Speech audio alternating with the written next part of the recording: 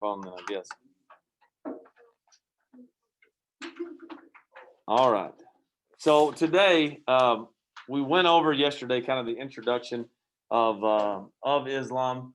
A lot of those things that are up here, we're going to kind of continue on with because you have an understanding of it. Tomorrow's the big one because it actually talks about the idea of the culture, of the architecture, of the art, of all of this stuff that is going to be a key part of what's going on in Islam, the religion of Islam, and then also how honestly, because those groups were united, it was able to save a ton of scientific advancements. It was able to save a ton of library resources, of books. If the Islamic group hadn't have been an empire, there would have been a ton of setback for humanity because all of that information from one generation to the next generation would have lost, and you would have just taken steps backward rather than be able to compound on it. It doesn't matter what group you're in, whether it was a group that defeats them or a group that was defeated by them. There was a large following of advancements because of all that stuff that was saved. All right. So what I want to do today is we're going to look at the specifics of, as soon as I move this away and get to this, chapter 10, section 2, which is specifically going to talk about kind of how they got to some turmoil, how their empire almost fell, but how they were able to, in turn, save the empire and kind of go with what it is and how it expanded, what the overall part of the idea of the Islamic empire expanding. Okay. Some key words that are going to go in here. Number one is a caliph. All right. We're going to write this one up on the board. You don't have to take these notes on it. But the idea of what a caliph is. Okay. A caliph is a successor. All right. So what happens in the United States if the president was to fall ill and die? Who takes over? The vice president. Okay, the vice president. All right. So the vice president takes over because there is a specific next person in line. All right. Generally, if someone in your family passes away, let's say like my parents had passed away, what happens to their estate? It goes down to whoever's in the will. And whoever's in the will, whoever is designated as the next person that's there. All right. So how troubling would it be if there wasn't a line, if there wasn't a specific person that was next, or there wasn't a will that was there? What happens then? Yeah. Chaos. What's that? You're good. Go ahead and say something.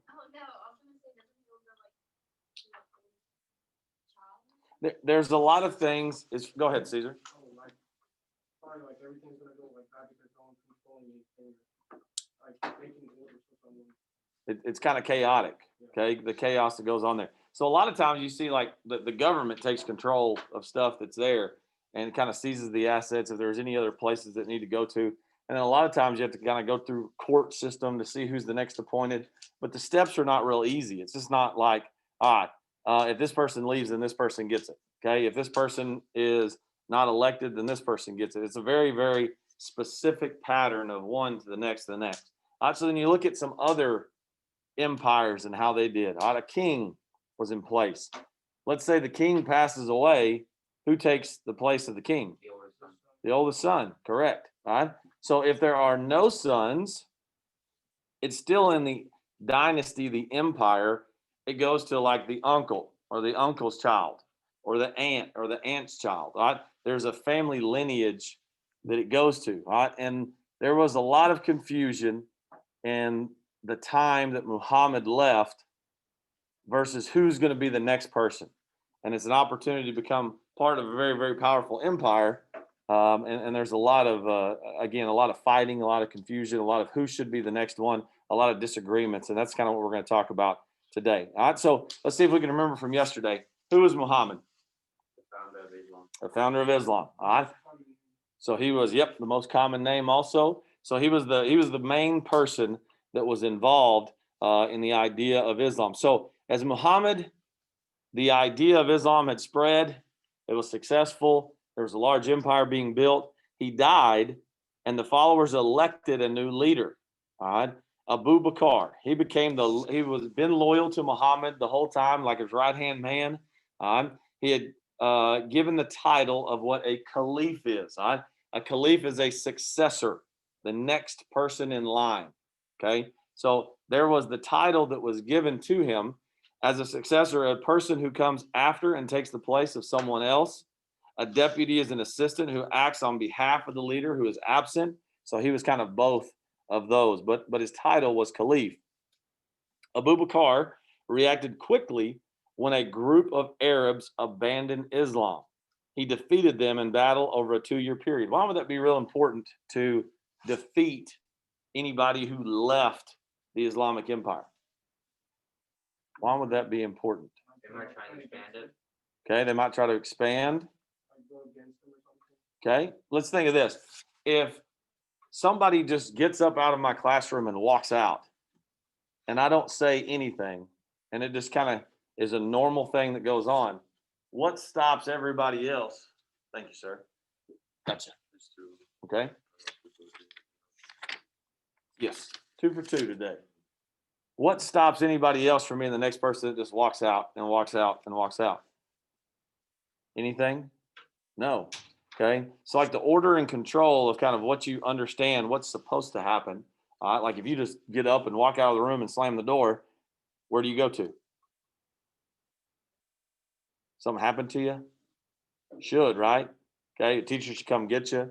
Should end up going to the principal's office, probably get ISS. There's like a series of consequences that's there. If someone abandons the empire, you have to take control of that before it goes down the road of, okay, well, this group can splinter off.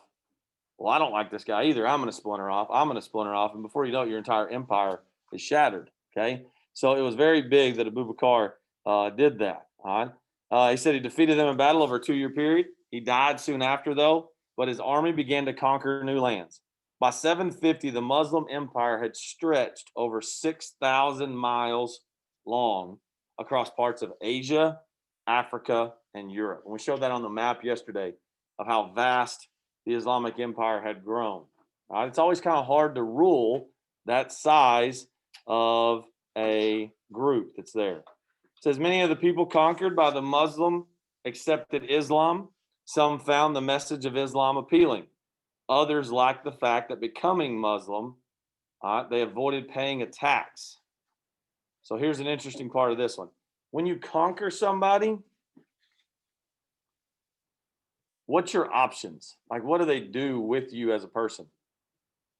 Okay, they have no options. So if you were given an option, that's a huge benefit, right? What are some of the things that they're going to tell you? Hey, this is going to happen to you. Probably can't go against the religion that they said. Okay, so most of the time, hey, you're either with us or you're against us. So here are your choices. You join as a slave, you die. All right, but then Islam comes up with this new idea that says, hey, I tell you what, you can still keep your old religion, but you got to pay for it. You got to pay a tax so you can maintain your same religion. Were people back then wealthy? No. Not really. So there wasn't a whole lot of options. You had to pretty much become, based upon the Islam growth, you had to join Islam because you weren't forced to, but you had to based upon money. All right. So it wasn't them basically holding a sword and saying, you're going to do this. It was them making a choice, in quotation marks, saying that you were able to choose what you wanted to be. All right. It says that the Quran prevented Muslims from forcing others to accept their religion. Muslim rulers allowed people to follow whatever belief they wanted to, again, as long as they paid a tax. All right. So what would you choose in that instance? Like in that scenario, you may choose something completely different now, but the majority of people would choose to do what? Yeah, become Muslim. Because if not, they wouldn't have the money to pay the tax, so therefore they would be in trouble. All right, internal conflicts start up. All right, after the murder of the ruling caliph in 656, different Muslim groups began to struggle for the control of the empire. Ali, a cousin and son-in-law of Muhammad, was chosen caliph. A few years later, he was killed. The system of electing caliphs also died with him. So the idea of a free electing the next leader was gone. A family known as the Umayyads. All right, that's a big one to kind of know right here. All right, the Umayyads took control of the empire. They did not follow the simple life of earlier caliphs. Instead, they surrounded themselves with wealth. All right. So the Umayyad Empire, switch colors here.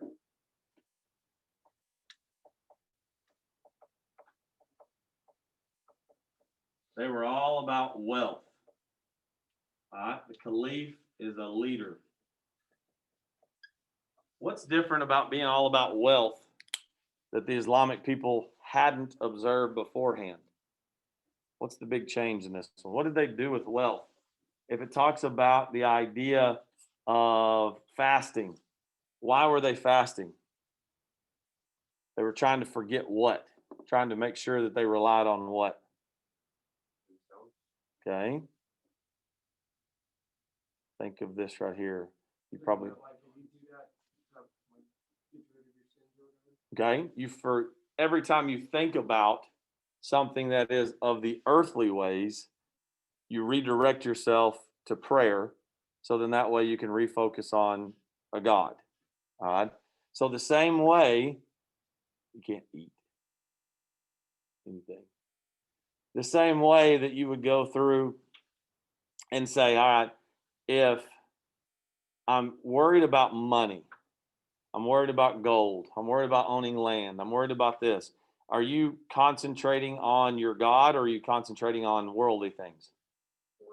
Worldly things. All right. So they wanted to eliminate that. But the Umayyads were about building their empire and about building wealth. So that kind of went against what it was. All right. This created a split in the Muslim community. Most Muslims accepted the Umayyad rule, but a different view of the office of caliph also developed. The Shia group, the party of deceased Ali, felt that the caliph needed to be of the relatives of Muhammad, just like a traditional empire would be. All right. So if this guy dies, it goes to his family. Dies, goes to his family. Family, family. Okay. Those who didn't openly resist the Umayyad rule became known as the Sunni. These people still fight today. All right. You got the Sufis, you got the Sunnis, you got the Shia, also known as Shiites. Okay. Those people still battle it out with each other on the daily from one place to the other in the Middle East. It says those who did not openly resist Umayyad rule became known as the Sunni. Among them were many Muslims who felt that the Umayyads had lost touch with their religion. Another group called the Sufi reacted to the Umayyads' life of luxury because the Sufis emphasized a more spiritual way of life. So you have this division that starts in between the religion. Should we progress to the ways that other empires are building things upon wealth, land, power, or should we stay true to the only way that we were supposed to be in that time, and that is respect and pray to God? All right. There's no mix in the middle. It's either old way or new way off of those. After 750, there were Muslim caliphates on 3 continents. On the Abbasids. All right, we need to write down that one.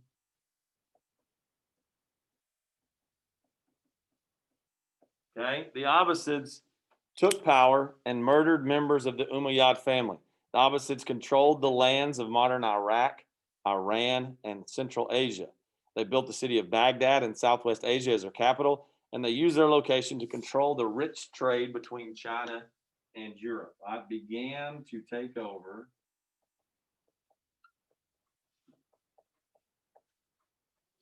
the Umayyad dynasty.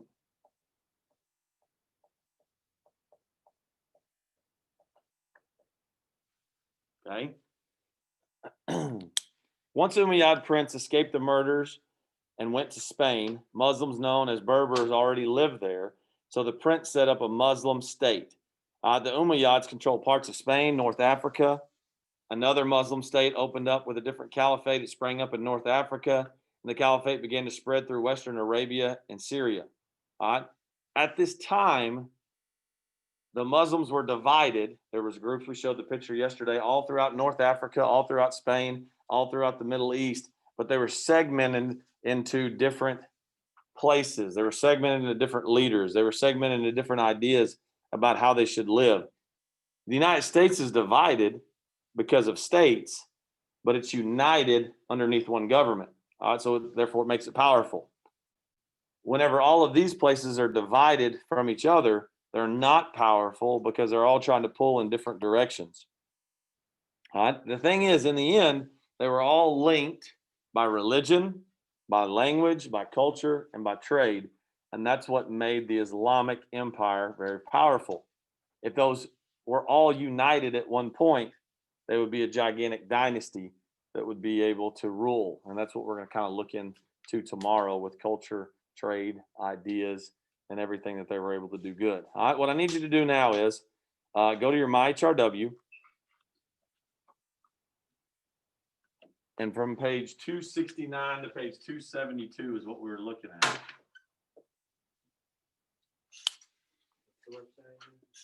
What's that? Still right here, hmo.sville.us. You can type that directly in, or you can go to myhrw.com and be able to use your email login and then your sville.us.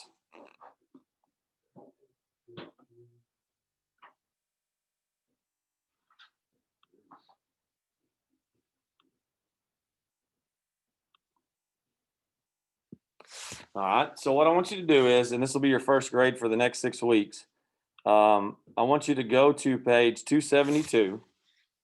And at the end of the section, there's multiple questions that are there. All right, and then those multiple questions that are there, I just want you to answer only questions 3 through 8. Don't do the vocab, don't do the box, don't do the other ones that are there, but just answer questions 3 through 8 on a separate sheet of paper. All right, and you're going to turn that into the box. It's over there. I'm going to give you the class time to be able to go over that. Talks about the difference in the Sunnis and the Shia. Talks about the ideas of what a caliph is, what an Umayyad, what the Abbasids are, all of those dynasties that roll through there. But anyway, you'll answer those few questions that go along with it. You'll turn that in. Tomorrow we'll talk about culture, religion more. We'll talk about the idea of the architecture and the arts and everything that they put together. All right, but for today, all I need you to do is complete page 269 through 272. 272, there is the questions 3 through 8 that's on there. If you're at home and you're doing this online, just take a picture of your paper that you've completed, email it to me, and I'll grade it from there. All right, anybody have any questions? Everybody good? All right, get after it.